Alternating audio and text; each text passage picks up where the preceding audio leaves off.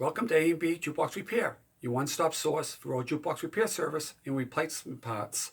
My name is Bruce Wentworth, and I'm going to be your instructor today. Today's session is going to be on part 2 of a 2-part series on how to install an animation motor in a Rowe CD100 LaserStar jukebox. And if you've already watched part 1, you know that we've done the disassembly of the motor in the gear housing, and now we're going to go ahead and reassemble it. Okay, so we're going to take it step by step so you'll know how to do it.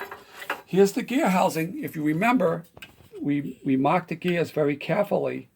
Okay, the 3 gears before we removed the gear, and now and then we removed the motor. So we're going to go with the last step we did, which was removing the motor. Okay, this is the old motor assembly, so we're going to put that aside. And this is a new motor assembly. And if you see the holes, the way they go on this frame, you'll see that the 2 holes, this goes in like this, and then put that in like that. And then the 2 holes should line up for that. Okay, now the nuts and screws on this are very small, so I would suggest that you put it on the side like this, and try not to drop the screws if you can, or put it down like this first. Get the 1 screw in, and then go ahead on the inside here, and I'm going to put them both in. I'm going to put both screws in just to keep the motor stable while I put it on the side. Okay, we got that in. Good. So now, okay, we're just going to do one at a time. Okay, so now we're going to take we got the nut here. Now the nut is a 1/4 inch size nut. So if you got a 1/4 inch driver, you can do that. But you're actually going to have to hold the nut in place and take your number 1 screwdriver. So all I'm going to do is put it up like this. Take my screwdriver. Be nice if you have a magnetic screwdriver too. And just get the screw started. Okay. It's giving me a little more trouble. We're going to take that now. We're going to re-put it back in. Okay. We're going to put the screw in again.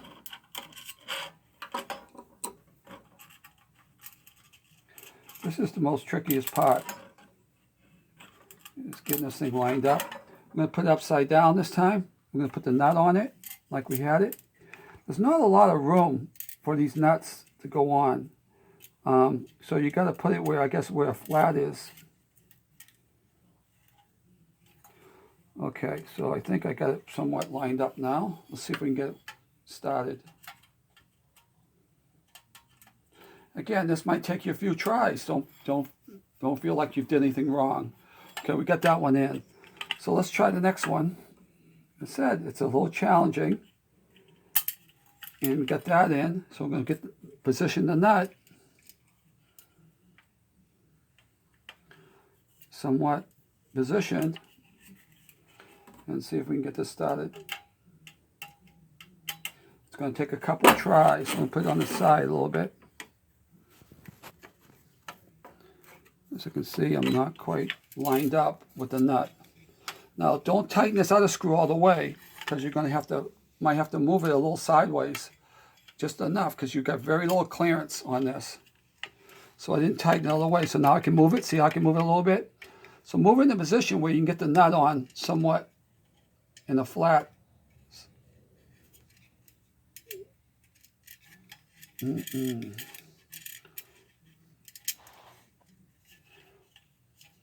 Okay, I'm going to go back up here. See if I can get this thing going. I did the other one, so this one's got to work, right?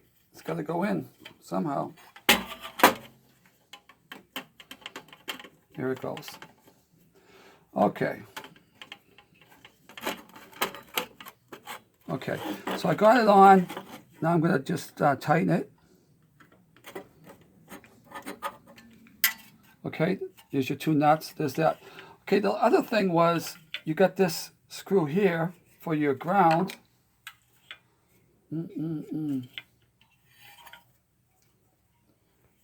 boom, boom, boom.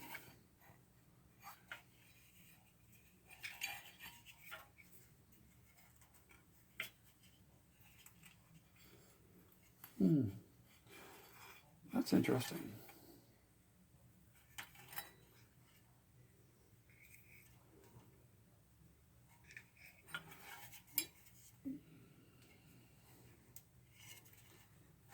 Mm-mm. Mm-mm. Where does that ground go? Mm-hmm.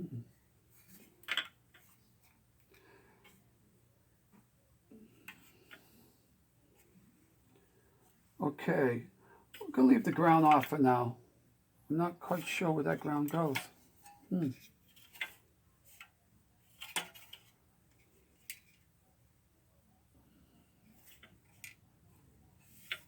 Okay, we're just going to leave the ground off for now. Okay, because the ground probably went to the other part of the assembly. It's not that important, so we're going to leave the ground off for now. You can put this on any screw there is, any screw you want to do. Okay, so now, let's go ahead and line the gears up. Remember that we marked the gears on each side? And one thing I want to show you about the motors, all the motors have a flat. I made this little big picture just to kind of illustrate. So the motor is half, it's like round, like 3/4 of the way around, then you have a flat on one corner. The same thing with all your holders, your stem holders.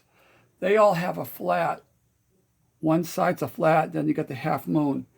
So you got the motor shafts, the same thing. You have a flat and you got a half moon. Okay, so this is the old motor. I'm going to put this aside here. And we're going to finish the assembly of this unit here. We're going to have to put the gear on. Okay, so we're going to go ahead now and line the flat up on the flat of the motor. So we're going to go ahead and turn this till it goes on. There it goes on. Okay, don't push it all the way down. Go ahead and line it up. Line up, semi-line it up before you actually push down on it. Okay, that one's lined up.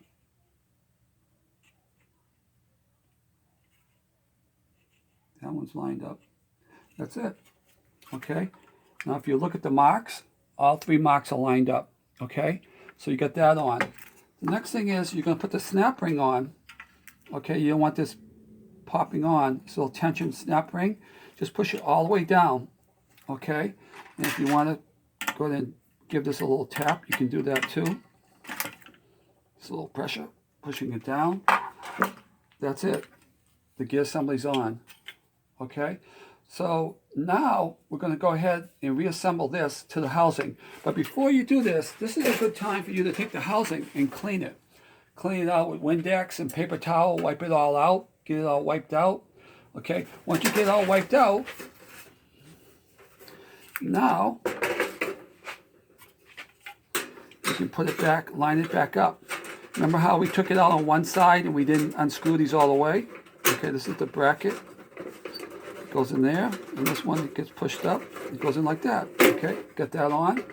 So now we got to put in the 2 bolts over here with the nuts. Here's the 2 bolts. Here's 2 nuts. Okay, so now we're just going to put the bracket back on here. It goes with this one. And we're going to go ahead and put the nut on. And again, you're going to use the 11/32. And you don't have to be real tight because you might have to adjust these brackets. They can move. You can adjust them a little bit. That's a 1/4 inch, not 1/4 inch. I'm sorry. Okay, now we're going to do the last one, which is right here. Again, you can attach that like that.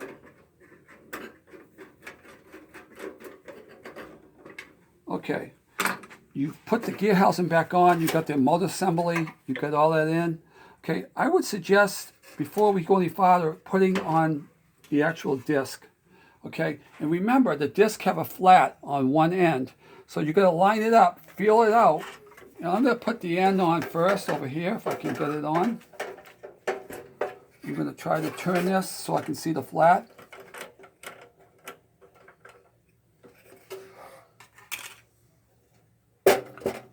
Okay, there's the flat. So I'm going to line this up with the flat. and the flat over here. Here it is. So I'm going to go ahead and just push this thing on.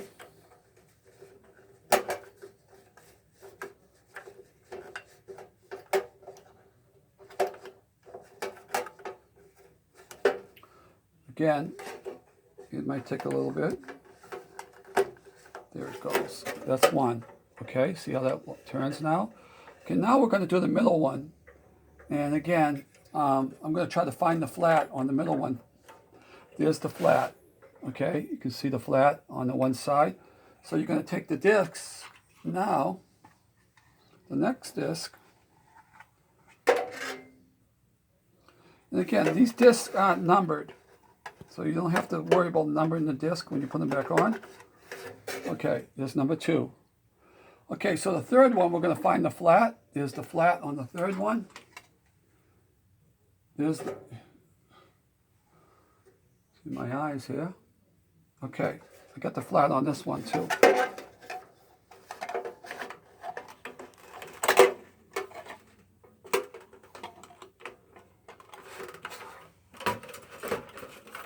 Again, I wish I had smaller fingers, but I don't. Okay, so we put all 3 of them on, okay? See how they're not hitting? That's what you want to do. So remember, the most important thing is disassembling this gear housing and marking your gears, and then remove the middle gear that's on the motor. When then you reassemble it, make sure you realign those marks where you had them. Okay, so that's all set. The last thing to do now is to put back in the lenses, these little lenses, and then the circuit board. Again, if you're just going, these will just lay in there like that. You set them up to whatever colors you want. Okay, I usually go like each color, and then I redo the same colors. You got a blue, you got a red, and we got a purple. Okay, so those are all in. Okay, just make sure they're flat. They're all sitting flat. You know, touch them a little bit. Make sure they're not. They're in there and they're properly seated. Okay, they're all properly seated now. Okay, remember the circuit board now. You remember that the connection for the plug was on the right. If you took a picture of this, you would know that. So now you're going to go just stick this right in here and set it in like that, right on top. Okay, on these here, these last bolts. Okay, remember the bolt goes in from underneath, and then you put the nut on from up top. And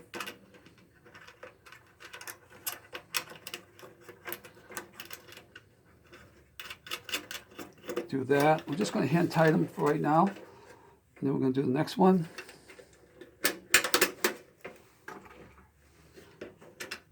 As you can tell, I haven't done that many of these. Okay, we don't sell the animation units or anything like that. We only sell the motors. But again, because there's been so many calls these past couple months, we made it a point now to do this video. We're hoping that this will help you. Okay, you're going to use the 11/32 or 3/8. You don't have to be real tight. These are non-moving parts. I mean, they're not going anywhere. Then there's no torque on it. Okay.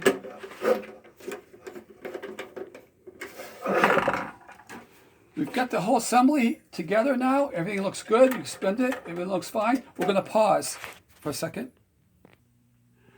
Okay, we're back from the pause. We're at one of the jukeboxes here. And before you assemble it back up in the top of the door, you always want to test it out.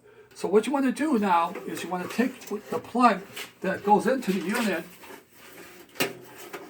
and you want to plug it in.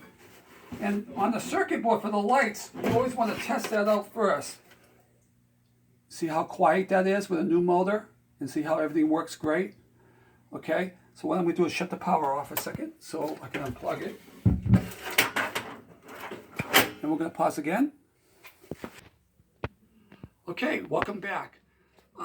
So that concludes this part 2 session on how to install an animation motor into a Rowe animation unit into a CD100 LaserStar jukebox. My name is Bruce Wentworth. It's been a pleasure having you for us for this session, and we hope to see you again in the future. Goodbye.